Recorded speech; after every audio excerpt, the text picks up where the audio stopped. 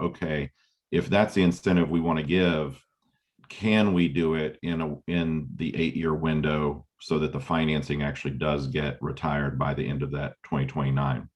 So the screen you're looking at now is just what we've always used in the past. This is purely looking at this project based on what they've given us so far. And as we just talked about, it could change a little bit before it comes back before us for official review and approval. But if the numbers that we've seen today hold true, we've got a proposed project of 4.22 million. The current tax rolls have that parcel at 604,700. And so we will have, after you go through all the haircuts from the county and then get the city's portion over, there's $42,053 of annual increment generated from this.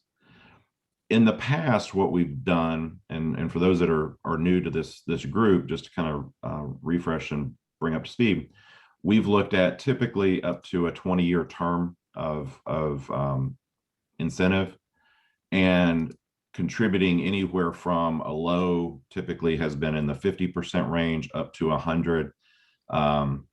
When the Summers family took on the model mill, that was, of course, the first major project on Walnut Street.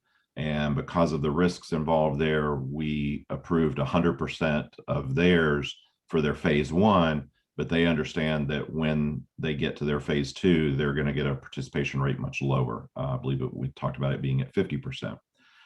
So this is a hypothetical, but I believe showing it at a 70% would be appropriate, given that they're kind of between the mills phase one and phase two, that it's kind of in between there. And that's the reason I use that as a potential number. And so if you did that and had that held out on the 20-year term, which of course we can't do, but this is still how we're just evaluating to get to the amount of incentive, it essentially generates a $400,000 incentive. So that part's what we've gone through in every other project in the past as to how we would evaluate this. Of course, it's always up to this group as to if you all want to see it at a different percentage participation, we can look at those. But that's kind of a starting point where I'm looking at it from. And then what you'll remember, because the next screen I'm going to show you, you're going to see the 400,000 and the fact that we're going to generate an increment annual payment of 42,000 coming just from this project. So then what this is showing is then how do we do it and still meet the requirements to sunset this in 2029. And so if we've got a $400,000 incentive that we're providing, and we've got to retire the debt in that 8-year time period, and right now we're estimating about a 4% rate on the debt, it would require a $59,400 annual payment. And as I just mentioned, this project is going to generate about 42. So there's an annual shortfall there of 17. We have a significant excess, not only fund balance, but also excess cash flow from TIF right now, beyond what our debt service requirements are at the moment. So it's easily doable if this group so chooses, that we could still fund it at this level. Just understand that in the 8-year time period, there'd be an extra 138,000 that's actually coming out of, whether you want to look at it as coming out of the excess revenue each year or out of fund balance. That's done in order to sunset this in the 8-year window that we've been directed to do. So part of this was informational on kind of how we're approaching this, as well as informational for this.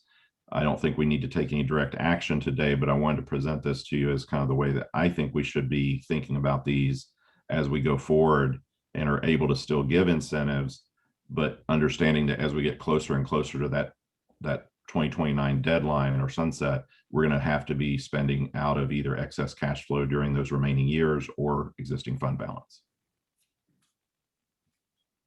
So with that, I'd like to open it for a discussion and questions on kind of the process, because this part's new.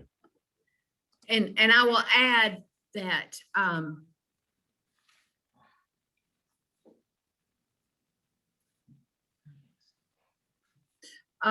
Craig and I had some time with Mark Mamatoff 2 or 3 weeks ago to discuss the future of TIF for Johnson City and what the best ways that we were to move forward. And this is one of the recommendations that he made. There's sort of three ways that we could proceed. We can go back to the city and county and extend the 2029 sunset date of our existing district TIF program. We could begin doing project-based only TIFs, or we can do this, in essence, plan on top of a plan, where we take funds from our general fund to also cover additional incentives.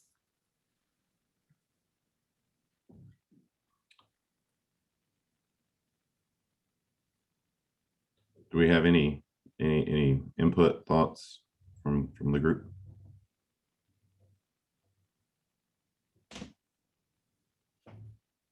I think it's very informational, and obviously the project that Scott's working on is exciting. Can't wait to see it later on, and I'd love to see this information and be able to process it a little bit more as well. But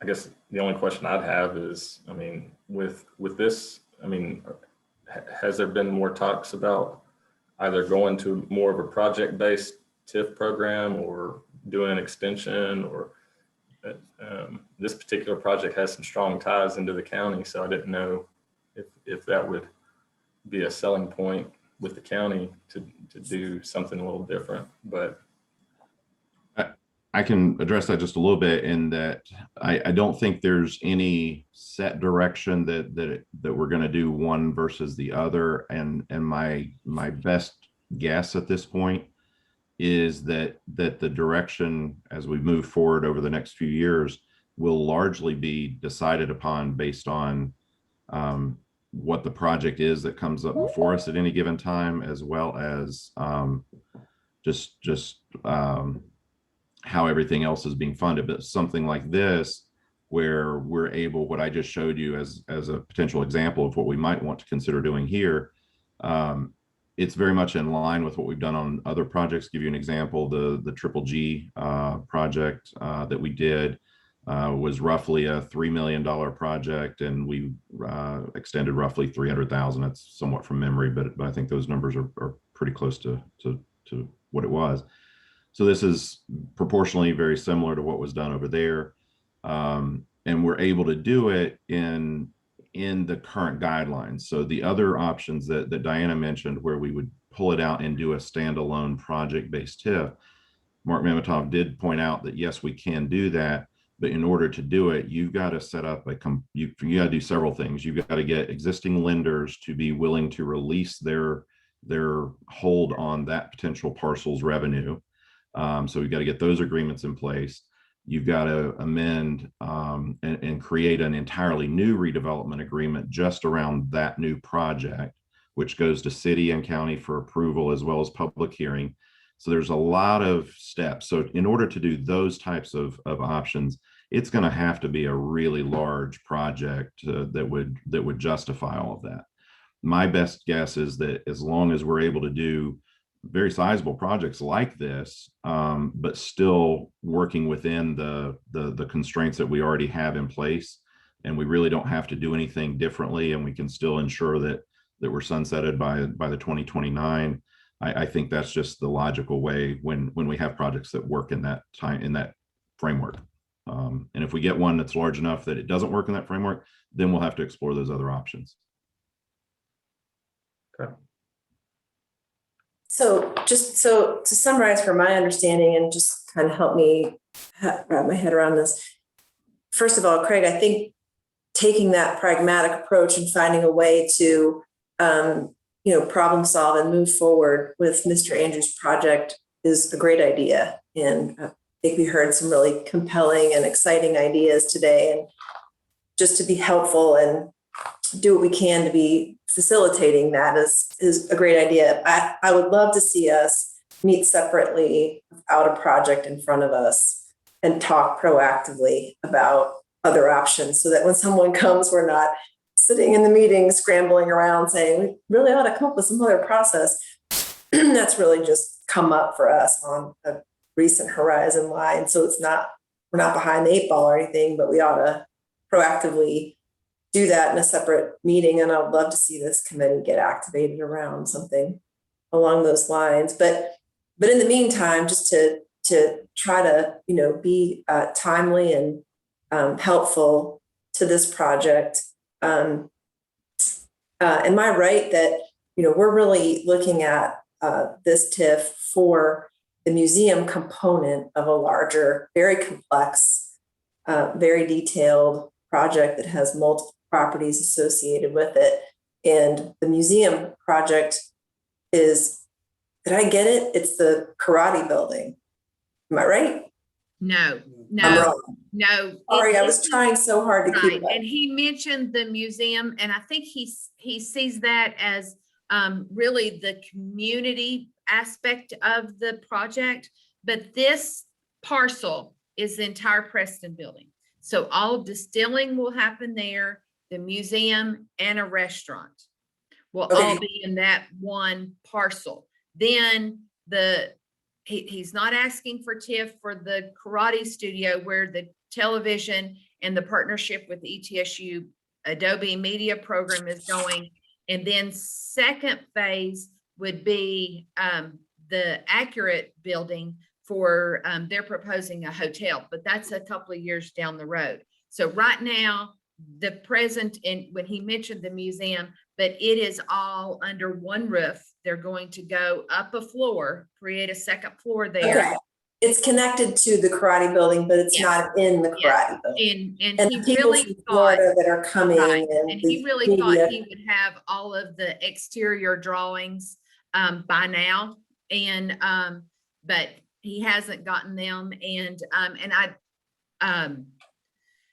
we are very thankful that you were appointed at the end of February to be on this advisory board. And so I wanted to make sure that we moved forward with Mr. Campbell's facade grant, and we had hoped that Scott would have more information for us. So it worked out that he was able to come. He gave you an overview. And no, it's good to have this material presented in a couple of meetings because it's a lot to digest. And even though, the TIF is for a portion of obviously other, an expanded bunch of things, it's good to know the whole it's great to hear the whole vision and the whole context for it as a way of kind of wrapping your head around what you're doing. Correct. So what will be in the JRH building? So they have a lease. They have not purchased that building. They purchased the rights to the JRH Brewing. They are going to rebrand. So while construction is happening at Preston, they will be working out of what was the JRH building. And they're actually going to paint it and do some improvements there because they will more than likely be there for a year or more. But they will be doing brewing there, and they will bring in some distilling capacity because right now in Jonesboro, they're so limited, and they're landlocked in Jonesboro. They've got a great space. Okay. And it brings incredible, dollars in tourism into Jonesboro, but they're landlocked. They don't have to expand. I was looking at it the other day and thinking, there's not a lot of space around that building. Anyway, that helps a lot. Thank you. Great. So what I would suggest then, since we're taking Hold on, Craig. Hang on just a second. I think Tom had a question. Yeah, is this time sensitive as far as the developers concerned? Is he working against the timeline that we kind of have to? Right. Yes and no. I told him day before yesterday when he didn't have his drawings that there would probably be a good chance. He was hoping that this would go in front of the county in April. But I told him since we didn't have the drawings yet, that it would probably be May before that would occur. Okay, thanks. So what I'm suggesting, and I think it sounds like everyone's in agreement, is that we'll set another meeting to, once we get the more finalized project put together. What I would like to ask, though, of each of you in the meantime, I think everyone has my contact information. If not, certainly Diana can get it for you. But very much welcome individual conversations around kind of this process moving forward, because to me, the main thing right now is just how we manage to continue to incentivize projects, knowing that we've got to have it wrapped up by 2029. So, any feedback that anyone has, welcome to work it into the tools that we've been using, the spreadsheets and things, so that hopefully we'll have a more concise and way to summarize these projects as we go forward. So with that, and I apologize also, but I do have another commitment at 10, so I'm going to have to exit if I don't know if someone else wants to continue the meeting or if we just leave it there. You can go ahead and get off. I do want to bring just a little bit for staff report. Okay. I gave you an update that Craig and I had met with Mark Mamatoff. We did have the city and county and JCDA approval, the new amendment to the redevelopment plan. Right now, we're waiting on Mr. Mamatoff to give us one more document that needs to be signed, and then everyone will have those for their to keep in at the city and county level. And the other thing, we just wanted to welcome Jody Jones as the county commission representative, and really appreciate. And I'll get with Craig now that we have a full advisory board and set another date as soon as we get the information back from Mr. Andrews. But if you want to meet on a quarterly basis, we can definitely do that. There's a lot of education, and I'm going to be meeting with Chair Matherly soon to see if there's advantage to doing another TIF workshop, if that would benefit the county commission as well. That's all I have for staff report.